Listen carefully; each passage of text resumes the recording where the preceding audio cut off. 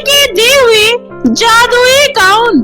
कुछ समय पहले की बात है। एक गांव में कुमुद नाम की एक औरत अपने दो बच्चों अनन्या और बिट्टू के साथ एक छोटे से घर में रहा करती थी। कुमुद का परिवार बहुत ही गरीब था, क्योंकि कुमुद के पति के देहांत के बाद अपने दोनों बच्चों के पालन पोषण की जिम्मेदारी कुमुद के कंधों पर आ जाती है। इसलिए वो अपना घर चलाने के लिए गांव के जमींदार केशव के यहाँ साफ सफाई का काम किया करती थी। लेकिन केशव की पत्नी कात्यायनी एक बहुत ही दुष्ट और घमंडी किस्म की औरत थी। वो हमेशा कुमुद को बिना किसी गलती के झाड़ू या डंडे से मारा करती थी। लेकिन कुमुद अपनी मजबूरी की वजह से हमेशा सब कुछ चुपचाप सहती रहती थी। ऐसे ही एक दिन जब कुमुद को घर आने में देर हो जाती है, तो अनन्या और बिट्टू को अपनी माँ की चिंता होने लगती है और वो कहते हैं, दीदी इतनी देर हो गई लेकिन माँ अभी तक नहीं आई। तुम सही कह रहे हो बिट्टू, पता नहीं आज माँ कहाँ रह गई। मुझे तो उनकी बहुत ही ज्यादा चिंता हो रही है। दीदी मुझे बहुत तेज भूख लग रही है। बिट्टू तुम थोड़ा सा और इंतजार कर लो। माँ जब जमींदार जी के यहाँ से पैसे लेकर आ जाएंगी तो मैं तुम्हारे लिए बहुत ही स्वादिष्ट खाना बनाऊंगी। लेकिन दीदी माँ अभी तक तो आई ही नहीं। क्यों ना हम लोग खुद ही माँ के पास चले। अच्छा ठीक है बिट्टू, चलो। इतना कहकर बिट्टू और अनन्या अपनी माँ को बुलाने के लिए जमींदार के घर खुद ही चले जाते हैं। लेकिन जब वे लोग वहाँ पहुँचते हैं तो अपनी माँ को झाड़ू से पिटता देखकर उन लोगों की आंखों में आंसू आ जाता है। मैं सच कह रही हूँ मालकिन, मैंने दूध नहीं गिराया। मैं तो यहाँ आंगन में झाड़ू मार रही थी। मुझे छोड़ दीजिए मालकिन, मुझे छोड़ दीजिए। अरे एक तो तूने मेरा इतना नुकसान कर दिया और अब ऊपर से झूठ भी बोल रही हो। अरे अगर तू यहाँ आंगन में झाड़ू मार रही थी तो वहाँ दूध क्या अपने आप गिर जाएगा। तुझे तो इस नुकसान की सजा जरूर मिलेगी। इसलिए अब इस महीने मैं तुझे एक भी पैसा नहीं दूंगी और न ही तुझे खाने के लिए खाना दूंगी। नहीं मालकिन नहीं, ऐसा मत कहिए। मेरे बच्चे घर पर भूखे होंगे, मैं उनको कहाँ से खाना खिलाऊंगी। माँ, अरे बच्चों तुम लोग यहाँ क्यों आए? वो माँ, हमें आपकी चिंता हो रही थी इसलिए हम बस आपको देखने आ गए। लेकिन काकी, आप हमारी माँ को क्यों मार रही हो? उनकी कोई गलती नहीं है काकी। अच्छा, तो तुम्हारी माँ की कोई गलती नहीं है तो क्या गलती मेरी है जो मैंने इसे अपने यहाँ काम पर रखा? अरे आज इसकी वजह से मेरा इतना सारा दूध बर्बाद हो गया, तो अब उसकी भरपाई कौन करेगा? तुम्हारी माँ को ही करना पड़ेगा ना। इसलिए इसको इस महीने का कोई पैसा नहीं मिलेगा। चल जा यहाँ से अपने बच्चों को लेकर और कल से काम पर समय से आ जाइयो। इतना सुनकर कुमुद अपने बच्चों के साथ रोते हुए घर आ जाती है और उस दिन उन लोगों को पानी पीकर ही अपनी रात गुजारनी पड़ती है। वही कात्यायनी अपने किए पर बहुत ही खुश हो रही होती है। अरे कात्यायनी, तुम तो बड़ी चालाक निकली। अपने हाथ से दूध गिराकर सारा इल्जाम उस कुमुद के ऊपर डाल दिया। अरे तो और क्या करती थी? मुझे तो अपने इस महीने के पैसे बचाने थे, तो कुछ न कुछ तो करना ही था ना। और वैसे भी ऐसे लोगों को काबू में करने का सिर्फ एक यही रास्ता होता है। कम से कम उन लोगों के अंदर हमारा डर तो बना रहेगा। जमींदार की बीवी और जमींदार एक नंबर का घमंडी और मक्कार किस्म का इंसान था। उन्हें उस गरीब लाचार माँ और उनके बच्चों पर जरा भी तरस नहीं आ रहा था। वो हमेशा कुमुद के साथ ऐसा ही व्यवहार किया करते थे। ऐसे ही अगले दिन जब कुमुद वापस जमींदार के यहाँ काम करने जाती है तो उसकी आंखें पहले से ही नम हो रखी थी, लेकिन वो फिर भी चुपचाप जाकर आंगन में बैठकर कपड़े धोने लगती है। लेकिन कल पूरे दिन भूखे रहने की वजह से कुमुद के शरीर में कमजोरी आ जाती है, इसलिए उसे काम करने में थोड़ी देरी हो जाती है। उसी समय कात्यायनी वहाँ पर आती है और फिर से कुमुद को मारने लगती है और कहती है, अरे एक तो तू इतनी कामचोर है, ऊपर से तूने मेरी ये नई साड़ी भी फाड़ दी। लेकिन मालकिन, ये साड़ी मैंने नहीं फाड़ी है, ये तो पहले से फटी हुई थी। मैंने आपको बताया भी था मालकिन। अरे तो तुझे क्या लगता है मैं झूठ बोल रही हूँ? तूने ही मेरी साड़ी जानबूझकर फाड़ी होगी। अरे अभी तो मैं ये साड़ी खरीद कर ही लाई थी, इसलिए अब जब तक तू मुझे ऐसी भी नई साड़ी लाकर नहीं देगी तब तक तुझे काम पर आने की कोई जरूरत नहीं है। चल अब निकल यहाँ से। लेकिन मालकिन, मालकिन ये साड़ी तो बहुत महंगी है और मैं इतनी महंगी साड़ी कहाँ से खरीद पाऊंगी? आपने तो मुझे इस महीने के पैसे भी नहीं दिए हैं। वो सब मुझे नहीं पता, मुझे तो बस मेरी साड़ी चाहिए। इतना सुनकर कुमुद रोते हुए अपने घर वापस आ जाती है और अपनी माँ को इतना ज्यादा परेशान देखकर अनन्या और बिट्टू भी अपनी माँ की चिंता करने लगता है और कहता है, दीदी माँ बहुत ज्यादा परेशान है, उनके पास पैसे भी नहीं है, इसलिए हमें ही उनके लिए कुछ करना चाहिए। लेकिन बिट्टू, माँ को नई साड़ी दिलवाने के लिए हमारे पास भी तो पैसे नहीं है, फिर हम क्या कर सकते हैं? दीदी माँ हमेशा कहती है अगर हम सच्चे दिल से भगवान से कोई भी प्रार्थना करेंगे तो वो हमारी सारी इच्छाओं को जरूर पूरा करेंगे। क्यों ना हम भी एक बार भगवान के पास जाकर अपने परेशानी के लिए प्रार्थना करें? हाँ, तुम सही कह रहे हो बिट्टू, हमें जाकर भगवान से प्रार्थना करनी चाहिए। इतना बोलकर अनन्या और बिट्टू मंदिर पहुंच जाते हैं और कहते हैं, हे भगवान, हमने सुना है आप हमेशा सबकी इच्छाओं को पूरा करते हैं, तो आज हमारी भी एक इच्छा को पूरा कर दीजिए ना। हमारी माँ बहुत ज्यादा परेशान है, तो आप उनके लिए हमें एक नई साड़ी दे दीजिए ना। हाँ भगवान जी, दीदी बिल्कुल सही कह रही है, हमारी माँ घर पर बहुत परेशान है, आप उनके लिए हमारी मदद कर दीजिए ना। उन बच्चों की ऐसी बातें सुनकर आसमान में उड़ रही एक परी उनके सामने आती है और कहती है, बच्चों, तुम लोगों को चिंता करने की कोई जरूरत नहीं है, तुम लोगों ने सच्चे दिल से भगवान को याद किया है, इसलिए मैं यहाँ तुम्हारी मदद करने के लिए आई हूँ। ये लो, ये एक जादुई गाउन है और ये गाउन तुम्हारे जीवन की सभी परेशानियों को दूर कर देगी, इसलिए इसे ले जाकर तुम लोग अपनी माँ को दे दो। परी जी, मेरी माँ बिल्कुल सच कहती थी, भगवान हमेशा सबकी प्रार्थना सुनते हैं, इसलिए तो उन्होंने ही आपको हमारे पास भेजा है हमारी मदद करने के लिए, इसलिए आपका बहुत बहुत शुक्रिया परी जी। बच्चों की बातें सुनकर परी मुस्कुराते हुए वहाँ से गायब हो जाती है, जिसके बाद अनन्या और बिट्टू उस गाउन को लेकर अपनी माँ को दे देते हैं और उनको सारी बातें बता देते हैं। अपने बच्चों की बातें सुनकर कुमुद की आंखों में खुशी के आंसू आ जाते हैं। अगले दिन जब कुमुद वह गाउन ले जाकर जमींदारनी के घर जाती है तो कात्यायनी उससे कहती है, अरे ये क्या, तू ये गाउन लेकर आई है? चल, अच्छा किया, अब तू जल्दी से अपने काम पर लग जा, वैसे भी कल से घर का बहुत सारा काम पड़ा है, और हाँ, जरा ध्यान से काम करियो, कल ही यहाँ पर बहुत ही कीमती सामान आया है। जी ठीक है मालकिन। इतना बोलकर कुमुद अपने काम पर लग जाती है, लेकिन अचानक से काम करते समय कुमुद की झाड़ू एक गुलदस्ते पर लग जाती है और वो नीचे गिरकर टूट जाती है। ये देखकर कात्यायनी को बहुत ही ज्यादा गुस्सा आ जाता है और वो जैसे ही कुमुद के हाथ से झाड़ू छीनकर उसे मारने जाती है, वैसे ही वो जादुई गाउन कात्यायनी के शरीर पर लिपट जाती है और उल्टा उसी झाड़ू से उसी की पिटाई होने लगती है और कात्यायनी अपने बचाव के लिए जोर जोर से चिल्लाने लगती है। उसी समय उस जादुई गाउन में से एक आवाज आती है, कात्यायनी, अब पता चला तुम्हें कि कितना दर्द होता है जब तुम्हें कोई मारता है तो, लेकिन तुम तो बिना गलती के बेचारी कुमुद को हमेशा मारती रहती हो। उस समय तुम्हें उस पर जरा भी दया नहीं आती, इसलिए आज तुम्हारी बारी है, तो बताओ क्या तुम दोबारा कुमुद को इस तरह से परेशान करोगी? बताओ।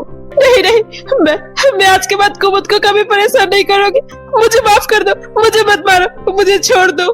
इस तरह परी की दी हुई जादुई गाउन की मदद से कात्यायनी को एक अच्छा सबक मिल जाता है और कुमुद को उसके अत्याचारों से छुटकारा। सुनो कुमुद, अब तुम्हें यहाँ काम करने की कोई जरूरत नहीं है, क्योंकि मैं तुम्हें इतना धन दूंगी कि तुम्हें दोबारा किसी के सामने हाथ फैलाने की जरूरत ही नहीं पड़ेगी और तुम अपने परिवार के साथ एक अच्छी जिंदगी जी पाओगी। उस जादुई गाउन के इतना कहते ही उसके अंदर से बहुत सारे सोने के सिक्के निकलने शुरू हो जाते हैं। ये देखकर कुमुद को अपनी आंखों पर विश्वास ही नहीं होता। तभी वो जादुई गाउन कहता है, कुमुद, तुम परेशान मत हो, ये सारा धन तुम्हारा ही है, इसलिए इससे तुम अपना कोई भी व्यापार शुरू कर लेना और अपने आगे की जिंदगी खुशी खुशी व्यतीत करना। इतना सुनकर कुमुद मन ही मन उस परी का धन्यवाद करती है और उन सोने के सिक्के को बेचकर अपना एक बड़ा सा व्यापार शुरू करती है और अपने बच्चों के साथ एक हंसी खुशी जीवन जीना शुरू कर देती है। स्थापित महल की खूबसूरत राजकुमारी। हीरपुर गांव में विनय और अरविंद नाम के दो सगे भाई अपनी मां कमला के साथ रहते थे। जहां विनय एक बहुत ही अच्छा और ईमानदार इंसान था, वो हमेशा अपनी मां के कामों में उनकी मदद किया करता था। वहीं अरविंद बहुत ही लालची और घमंडी किस्म का इंसान था। वो हमेशा बस अमीर बनने के सपने देखा करता था। वो घर का भी कोई काम नहीं करता था। तभी उसे कहीं से पता चलता है कि पहाड़ों की दूसरी तरफ बसे एक सुंदर से महल के अंदर किसी जादूगरनी ने एक सुंदर सी सुनहरे बालों वाली राजकुमारी को कैद करके रखा है और उस जादूगरनी का कहना है कि जो भी उस महल में आकर उसकी 3 शर्तों को पूरा करेगा, वो उस राजकुमारी से शादी करके उस महल में राज कर सकता है। लेकिन अगर कोई भी उसकी शर्त पूरा करने में असफल हो जाता है तो वह उस इंसान को पत्थर की मूर्ति बना देती है। इतना सुनने के बाद भी अरविंद को उस महल में जाने की इच्छा जाग उठती है और वो कहता है, अरे वाह, ये तो अमीर बनने का बहुत अच्छा अवसर है। मैं इसे अपने हाथ से नहीं जाने दूंगा, इसलिए मैं कल ही उस महल में जाकर उस जादूगरनी के 3 शर्तों को पूरा करूंगा। इतना कहकर अरविंद बहुत ज्यादा खुश हो जाता है और जब ये बात वो अपनी माँ को बताता है तो उसकी माँ उसे वहाँ जाने से मना कर देती है। लेकिन अरविंद अपनी माँ की एक नहीं सुनता और वो अगले दिन ही घोड़े पर सवार होकर पहाड़ी की ओर निकल पड़ता है और उसके रास्ते में आने वाली हर एक चीज को वो नष्ट करता जाता है। तभी कुछ दूर आगे चलने के बाद उसे रास्ते में कुछ खरगोश मिट्टी का घर बनाते हुए दिखाई देते हैं, जिसे देखकर अरविंद अपने घोड़े से उनके मिट्टी के घर को कुचल देता है। ये देखकर नन्हे खरगोश डर के मारे इधर उधर भागने लगते हैं। तभी कुछ दूर और आगे चलने के बाद वो एक नदी के पास पानी पीने के लिए रुकता है, जहाँ उसे देखकर कई सारे बत्तख खाने की आवाज लगाने लगते हैं और ये देखकर अरविंद बड़ी ही निर्दयता से उनको पत्थर मारकर वहाँ से भगा देता है और कहता है, आज अगर मेरे रास्ते में कोई भी आएगा तो वो मेरे हाथ से मारा जाएगा।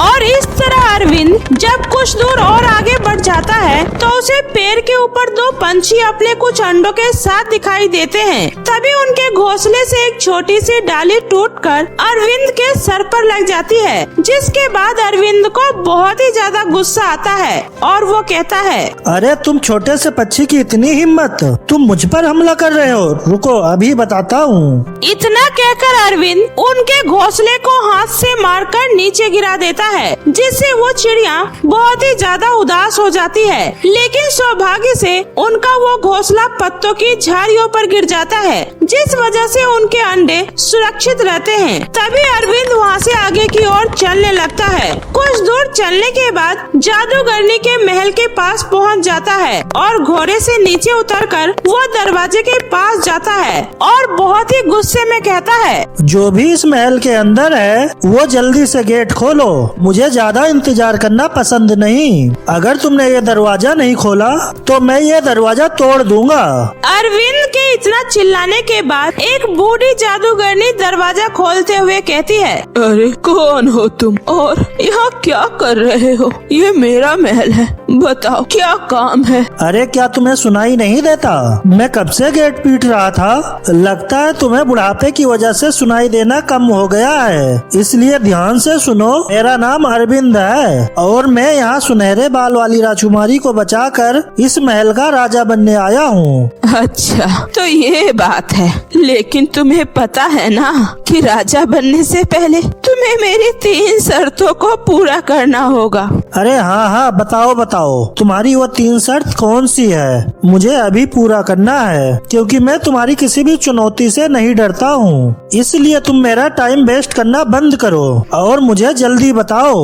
अरविंद के इतना कहने पर वो जादूगरनी अरविंद को महल के अंदर ले जाती है, लेकिन अरविंद उसकी कोई भी चुनौती पूरा नहीं कर पाता, जिसकी वजह से उसे पत्थर की मूर्ति बनना पड़ता है। काफी समय गुजर जाता है और अरविंद वापस घर नहीं लौटता, तो उसकी माँ और उसके भाई को उसकी चिंता होने लगती है। तभी विनय कहता है, माँ आप चिंता मत करिए, मैं अपने बड़े भाई को घर वापस जरूर लाऊंगा। आप बस मुझे आज्ञा दीजिए वहाँ जाने का। नहीं बेटा विनय, मैं पहले ही एक बेटे को खो चुकी हूँ, अब मैं तुम्हें नहीं खोना चाहती। माँ मुझ पर विश्वास करिए, मैं भैया को वापस जरूर लाऊंगा। इतना कहकर विनय अपने बड़े भाई को ढूंढने के लिए निकल पड़ता है और कुछ दूर चलने के बाद उसे वही मासूम खरगोश दिखाई देते हैं जिनका घर उसके बड़े भाई ने तोड़ा था। तभी विनय कहता है, आखिर वो निर्दयी इंसान कौन था जिसने इस मासूम खरगोश का घर तोड़ दिया। लेकिन कोई बात नहीं, मैं इनका घर बनाने में इनकी मदद करूँगा। इतना कहकर विनय फटाफट से उन खरगोश का घर बना देता है, जिसके बाद वो खरगोश बहुत ही ज्यादा खुश हो जाता है। तभी कुछ दूर चलने के बाद विनय भी उसी नदी के पास रुकता है जहाँ पर उसका बड़ा भाई पानी पीने के लिए रुका था। तभी उसे देखकर वो बतख फिर से वहाँ आ जाते हैं और जोर जोर से खाने के लिए चिल्लाने लगते हैं। ये देखकर विनय कहता है, लगता है इन्हें भूख लगी है, रुको मैं अभी तुम्हें कुछ खाने के लिए देता हूँ। इतना कहकर विनय अपनी जेब में से एक बिस्कुट का पैकेट निकालता है और बत्तखों को खिला देता है। उससे उनका पेट भर जाता है और इस तरह विनय आगे की ओर चलने लगता है। तभी उसे जमीन पर पड़ा वही घोंसला दिखाई देता है जिसे उसके भाई ने नीचे गिराया था। ये देखकर विनय उस घोंसले को उठाकर बड़े ही सावधानी से पेड़ के ऊपर रख देता है, जिसके बाद वो पक्षी बहुत ही ज्यादा खुश हो जाते हैं। इसी तरह कुछ दूर चलने के बाद विनय उस महल के पास पहुंच जाता है। तभी वो कहता है, क्या कोई अंदर है? कृपया करके गेट खोलिए। विनय की आवाज सुनकर वही जादूगरनी फिर से गेट खोलती है और कहती है, अरे कौन हो तुम और यहाँ क्या करने आए हो? देखिए मैं बस यहाँ अपने बड़े भाई को ढूंढने आया हूँ, तो क्या आप मुझे बता सकती हैं कि मेरा बड़ा भाई कहाँ है? हाँ, लेकिन उससे पहले तुम्हें मेरी 3 चुनौतियों को पार करना होगा। ठीक है, मैं तैयार हूँ। इतना सुनकर जादूगरनी विनय को अपने बगीचे में लेकर जाती है और अपनी पोटली में से ढेर सारे सूर्यमुखी के बीज निकालकर हवा में उछाल देती है, जिसके बाद वो बीज चारों तरफ फैल जाता है। तभी वो कहती है, तुम्हें ये सारे बीज आधे घंटे में वापस से इस पोटली के अंदर डालने हैं। याद रखना, मैं आधे घंटे बाद फिर से वापस आऊंगी। जादूगरनी की ये शर्त सुनकर विनय बहुत ज्यादा परेशान हो जाता है, क्योंकि आधे घंटे में इतने सारे बीज इकट्ठा करना नामुमकिन था। तभी वहाँ पर वही खरगोश आ जाता है जिनकी विनय ने शुरुआत में मदद की थी, और वो सब मिलकर विनय के सूर्यमुखी के बीज को इकट्ठा करने में मदद करता है। तभी विनय उनसे कहता है, तुम लोगों का बहुत बहुत शुक्रिया, आज तुम्हारी वजह से मैं अपनी इस चुनौती को पार कर पाया हूँ। तभी कुछ देर बाद वो जादूगरनी फिर से वापस आती है और कहती है, क्या बात है, आखिर तुमने मेरी पहली चुनौती पार कर ही ली। चलो अब मैं तुम्हें अपनी दूसरी चुनौती बताती हूँ। इतना कहकर जादूगरनी विनय को एक नदी के पास ले जाती है और अपनी सोने की अंगूठी उस नदी में फेंक देती है और कहती है, तुम्हें आधे घंटे के अंदर मेरी ये सोने की अंगूठी इस पानी से वापस निकालनी होगी। जादूगरनी की ये बात सुनकर विनय नदी में उतरकर उस अंगूठी को ढूंढने लगता है, लेकिन उसे अंगूठी कहीं नहीं मिलती। तभी वहाँ पर वही सारे बतख आ जाते हैं और वो विनय की अंगूठी ढूंढने में उसकी मदद करते हैं, जिसके बाद उसे वो अंगूठी मिल जाती है और विनय उस अंगूठी को ले जाकर उस बूढ़ी जादूगरनी को दे देता है, जिसके बाद वो जादूगरनी कहती है, सच में तुमने तो कमाल कर दिया, तुमने मेरी दूसरी चुनौती भी पार कर ली। इसलिए अब तुम ये अंगूठी अपने पास रखो और राजकुमारी के मिलने के बाद तुम इस अंगूठी को उसे पहना देना। चलो अब मैं तुम्हें अपनी तीसरी और आखिरी चुनौती बताती हूँ। इतना कहकर जादूगरनी विनय को एक भयानक से कमरे के पास ले जाती है, जहाँ पर 3 दरवाजे बने होते हैं और उस दरवाजे के आसपास कई सारे इंसानी पत्थर की मूर्तियाँ बनी होती है, जिसे देखकर विनय सब कुछ समझ जाता है और वो देखता है कि तीनों दरवाजों के नीचे राजकुमारी के सुनहरे बाल बाहर आ रहे होते हैं। तभी वो जादूगरनी कहती है, तुम्हें इन तीनों दरवाजों में से बताना होगा कि कौन से दरवाजे दरवाजे के पीछे मैंने असली राजकुमारी को कैद कर रखा है। इसके लिए तुम्हारे पास सिर्फ आधे घंटे का समय है। जादूगरनी की ये बात सुनकर विनय सोच में पड़ जाता है। तभी अचानक से वो पंछी आकर जादूगरनी के सर से उसकी टोपी गिरा देता है, जिसके बाद विनय को जादूगरनी के सुनहरे बाल दिखाई देते हैं और वो सब कुछ समझ जाता है और वो झट से कहता है, मुझे समझ आ गया है, इन तीनों दरवाजे के पीछे कोई राजकुमारी नहीं है, क्योंकि असली राजकुमारी मेरे सामने खड़ी है और तुम ही हो वो राजकुमारी।